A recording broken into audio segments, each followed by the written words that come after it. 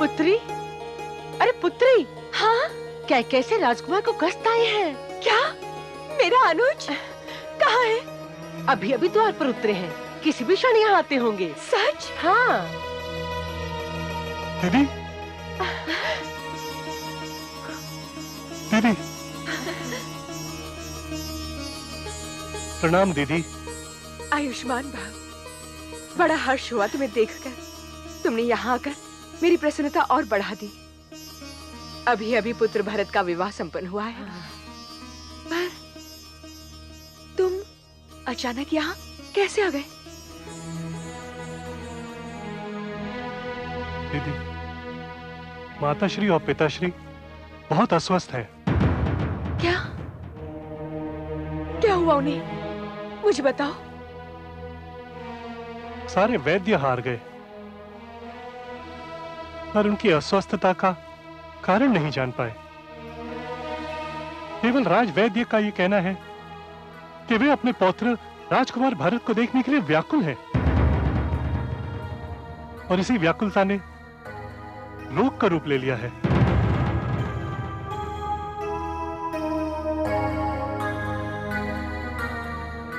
दीदी,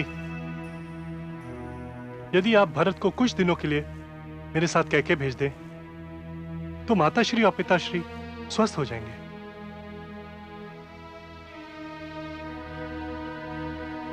मेरी तो कुछ समझ में नहीं आ रहा। मैं क्या करूं? मानवी तो जा नहीं सकती। अभी तो विवाह की कई विधियां शेष हैं, और तो आप केवल भरत को भेज दीजिए। दीदी, माताश्री और पिताश्री उन्हें देखने के लिए तरस रहे हैं। पर उसके लिए भी तो मुझे महाराज से अनुमति लेनी पड़ेगी। दाइमा, आप मेरे अनुज का ध्यान रखिएगा। मैं महाराज से मिलकर आती हूँ। तू चिंता मत कर। आती हूँ।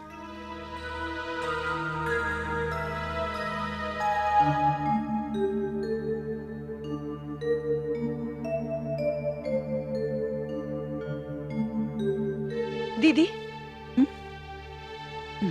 दीदी महाराज कहाँ हैं?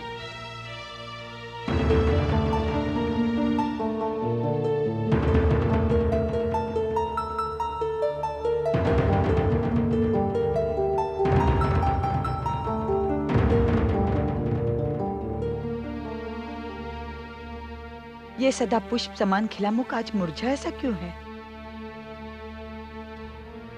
क्या बात है कैकेयी? इतनी गंभीर क्यों दिख रही हो? दीदी, मायके से मेरा अनुज को कष्ट आया है। उसने बताया है कि मेरे माता पिता पुत्र भरत को देखने के लिए इतने व्याकुल हो उठे हैं कि अब उनके स्वास्थ्य पर प्रभाव पड़ चला है। तो पुत्र भरत को भेज दो ना, क्या आपत्ति है? उसे ननिहाल भेजने की अनुमति ही तो लेने आई थी महाराज से। महाराज कहाँ हैं? मुझे तो बस ये पता है कि वो राजकाज की किसी समस्या को सुलझाने के लिए पुत्र राम को लेकर कहीं गए हैं। आपको ज्ञात है कि वो कब लौटेंगे? कुकस शीघ्र लौटना चाहता है। मुझे कोई अनुमान नहीं कि महाराज कब लौटेंगे। दीदी, आप बड़ी हैं और महाराज की अनुपस्थिति में मैं तो केवल आपसे ही पूछ सकती हूँ कि मुझे क्या करना चाहिए। करना क्या चाहिए? तुम्हें पुत्र भरत को तुरंत कुकस के साथ भेज देना चाहिए। भरत के नाना नानी के जीवन का प्रश्न है, इसमें क्या सोचना? दीदी, सच आपने मेरी उलझन सुलझा दी। दीदी, आपने मेरी उलझन सुलझा दी।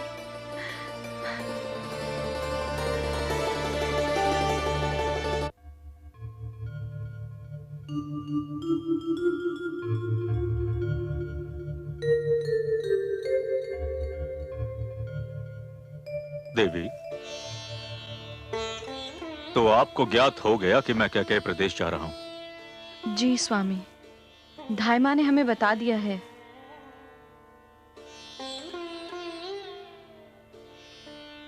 मांडवी, ना तो मैं आपको छोड़कर जाना चाहता था और ना ही आपके बिना, किंतु लोकाचार के कारण यह संभव नहीं है। इसीलिए आपको यहीं रहना होगा। नानाश्री और नानीश्री का स्वास्थ्य और जीवन हम सबके लिए अपने स्वास्थ्य से अधिक महत्वपूर्ण है स्वामी। आप जाएं, मैं माताश्री के साथ रह लूंगी। मांडवी, मेरे जीवन में आज तक वो दिवस नहीं आया जब भ्राताश्री यहां उपस्थित हों और मैंने नेत्र खोलते ही सर्वप्रथम उनके दर्शन न किए हों। उनका मुख देखे बिना मेरी भोर नहीं होती मांडवी।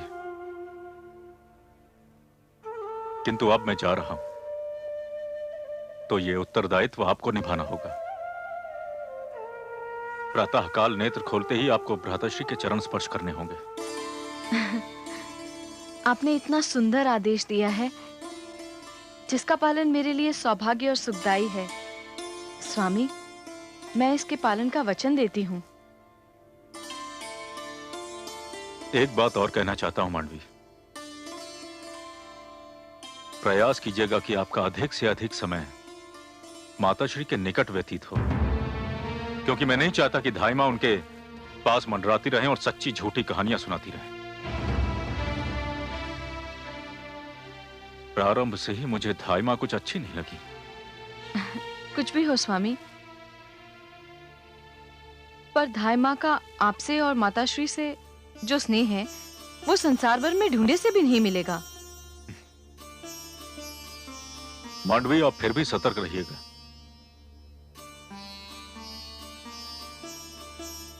अब मुझे विदा दीजिए, मैं चलता हूं। शत्रुघ्न मेरी प्रतीक्षा कर रहा होगा। जी।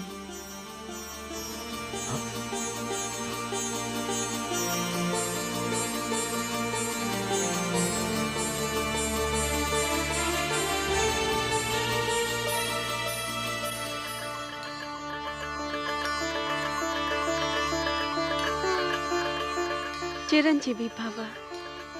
भाभीश्री, भ्राताश्री कहाँ है? वे तो पिताश्री के साथ बाहर गए हैं।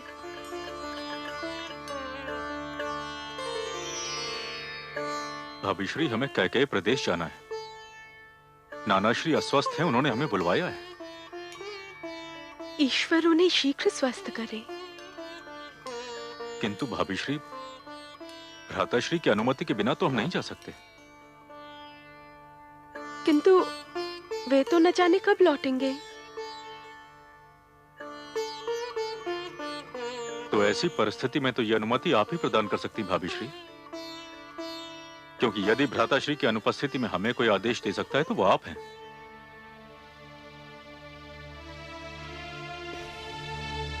यदि मेरी अनुमति की आवश्यकता है तो मैं बस इतना ही कहूंगी कि जाओ, क्योंकि तुम्हारे नाना नानी का तुम पर अधिकार है। किंतु शीघ्र ही लौट आना, क्योंकि तुम्हारे भ्राताश्री यदि तुम्हें अधिक दिन तक नहीं पाएंगे तो व्याकुल हो जाएंगे। मेरा मन भी उनसे दूर रहकर कहां लगेगा भाभीश्री। जय श्री राम राम राम। मैं तो यदि उनका मुख न देखूं तो मेरे लिए श्वास लेना भी असुविधाजनक हो जाता है। हमें आज्ञा दीजिए भाभीश्री। ईश्वर तुम्हारी रक्षा करे। राम राम श्री राम राम राम श्री राम।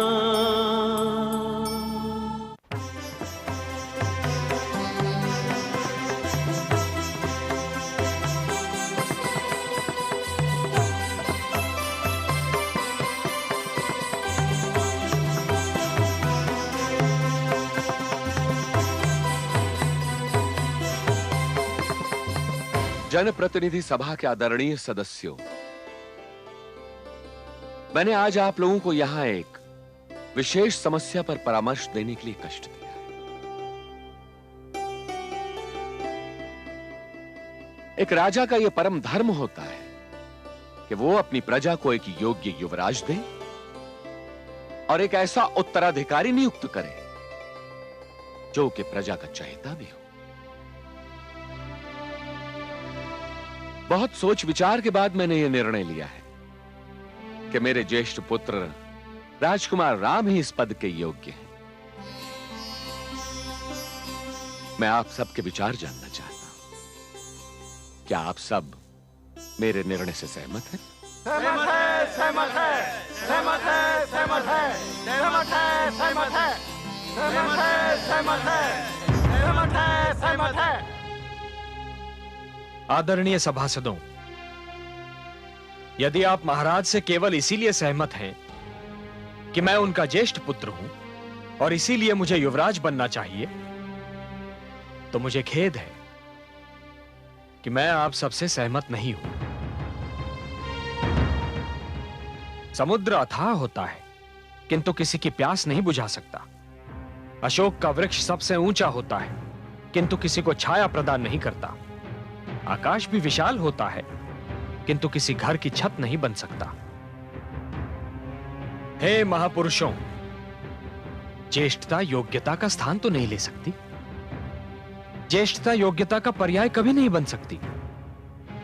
इसलिए युवराज के पद का चुनाव भावनाओं की धारा में बहकर नहीं, बुद्धि के धरातल पर होना चाहिए।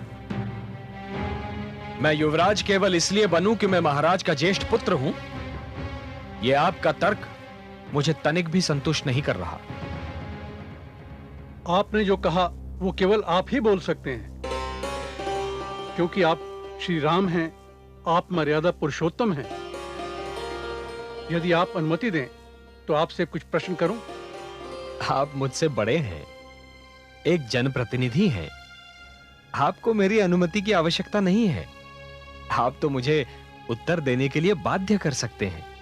पूछिए अपना प्रश्न। हे श्री राम, सुबाहु और ताड़का का वध किसने किया? मैंने। क्यों किया? इसलिए कि वो आश्रम उजाड़ रहे थे और मुझे मेरे गुरु ने आदेश दिया था कि मैं आश्रमों की रक्षा करूं। जनकपुरी में शिव धनुष किसने उठाया? मैंने। क्यों उठाया? इसलिए कि मिथिलेश शोक सागर में डूबे हुए थे। उस शिव धनुष को कोई भी उठा नहीं पाया था, और यदि महाराज जनक का प्रण पूरा नहीं हुआ होता तो जानकी का विवाह असंभव था। गौतम ऋषि की पत्नी अहिल्या शाप के कारण पत्थर हो गई थी। उसे पुनः जीवन देकर स्त्री के रूप में किसने बदला? मैंने। क्यों बदला? क्योंकि वहां एक नारी के साथ अन्याय हुआ था, और नारी माता स्वरूप होती है।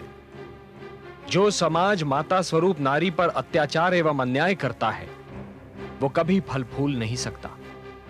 इतने महान कार्य करने के उपरांत आप अपनी योग्यता का प्रमाण चाहते हैं? हाँ मान्यवर, क्योंकि इन कार्यों में मुझे कोई योग्यता अथवा विशेषता दिखाई नहीं दे रही। आश्रमों और संस्कृति की रक्षा करके मैंने केवल अपना धर्म निभाया। एक नारी के साथ न्याय करके मैंने अपने कर्तव्य का पालन किया, और शिव धनुष को उठाकर केवल अपने गुरु के आदेश का पालन किया। हे श्री राम, प्रजा भी तो ऐसा ही राजा चाहती है जो संस्कृति की रक्षा करे, धर्म निभाए, कर्तव्यों का पालन करे। केवल आप में ही ऐसे गुण हैं। आप तो ऐसे सूर्य हैं जो स्वयं जलता है किंतु सारे संसार को अपना प्रकाश देता है। आप तो वो वृक्ष हैं जो अपने बोझ से स्वयं झुकता है किंतु दूसरों को मीठे फल देता है। योग्यता आपका मापदंड नहीं है, आप स्वयं योग्यता के मापदंड हैं। आप मर्यादा पुरुषोत्तम हैं, और आपके होते हुए कोई और हमारा युवराज बने ये हो ही नहीं सकता। क्यों सभासदों? सत्य है, सत्य है, सत्य है, सत्य है। राजकुमार राम की जय, राजकुमार राम की जय, राजकुमार राम की जय, राजकुमार राम की जय, राजकुमार राम की जय, राजकुमार राम की जय, राजकुमार राम की जय, राजकुमार राम की जय, राजकुमार राम की जय।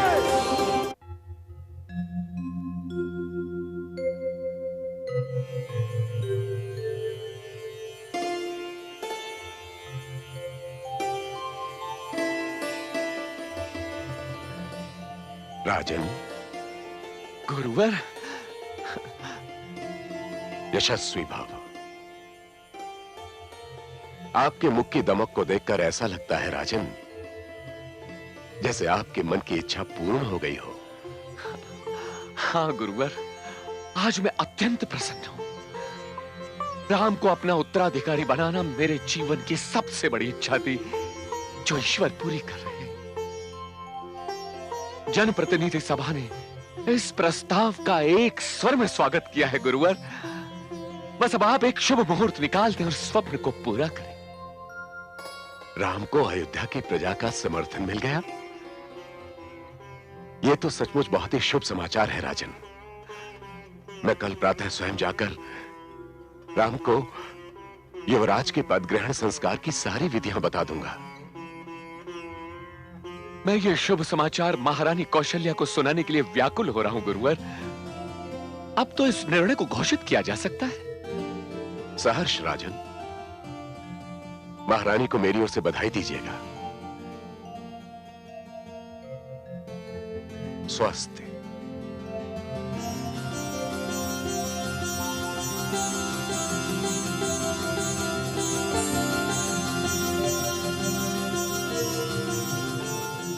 महारानी, महारानी, महारानी। महाराज, आज तो आपका मुख ऐसे खिला हुआ है जैसे पुष्प वाटिका वसंत ऋतु में खिल उठती है। हाँ महारानी, आज हमारे जीवन पर वसंत ऋतु छा गया है। हमारा राम युवराज बनेगा। हाँ? सबने सर्वसम्मति से यही निर्णय लिया है महारानी, यही निर्णय लिया है। सच महाराज, किंतु ये समाचार सुनकर सबसे अधिक प्रसन्न होने वालों में से एक यहाँ नहीं है। वो होता तो राम की युवराज बनने का उत्साह आज ही से मनाना आरंभ कर देता। कौन महारानी? भरत।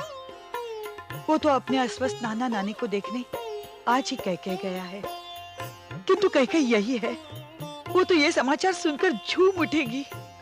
सत्य है महारानी, कुलगुरु वशिष्ठ भी शुभ मुहूर्त निकाल रहे हैं। कल वो राम को युवराज पद ग्रहण करने की विधियां भी सिखाएंगे। फिर तो ये समाचार मैं कैकेयी को कल ही दूंगी। इतना अकस्मात कि वो आश्चर्यचकित हो जाए और प्रसन्नता से नाच उठे।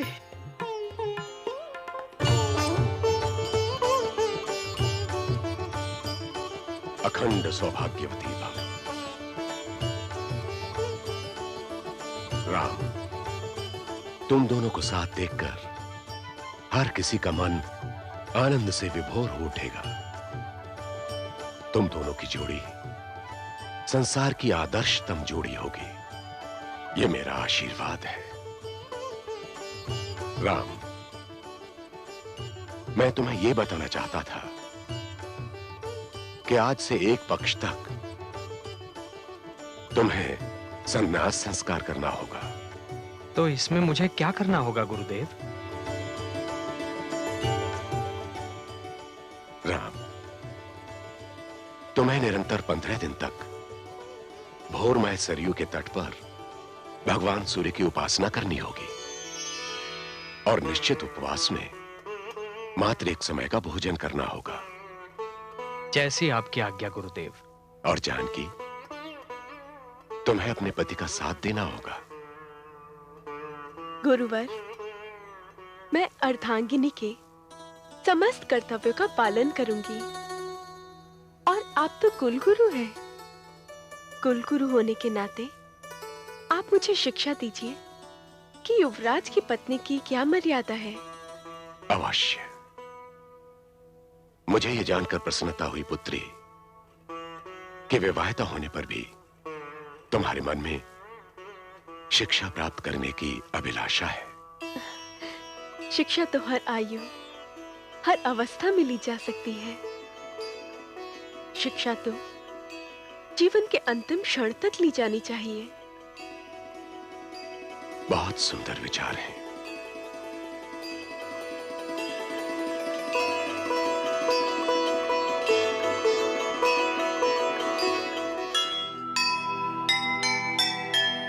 हम समाज के अंग हैं, सबके अपने कर्म। अपने अपने कर्म से सभी निभाए धर्म। सिंहासन की मांग है, सदा रहे यह ध्यान। कर्म करे सा बढ़े, राज मुकुट का मान, राज मुकुट का मान।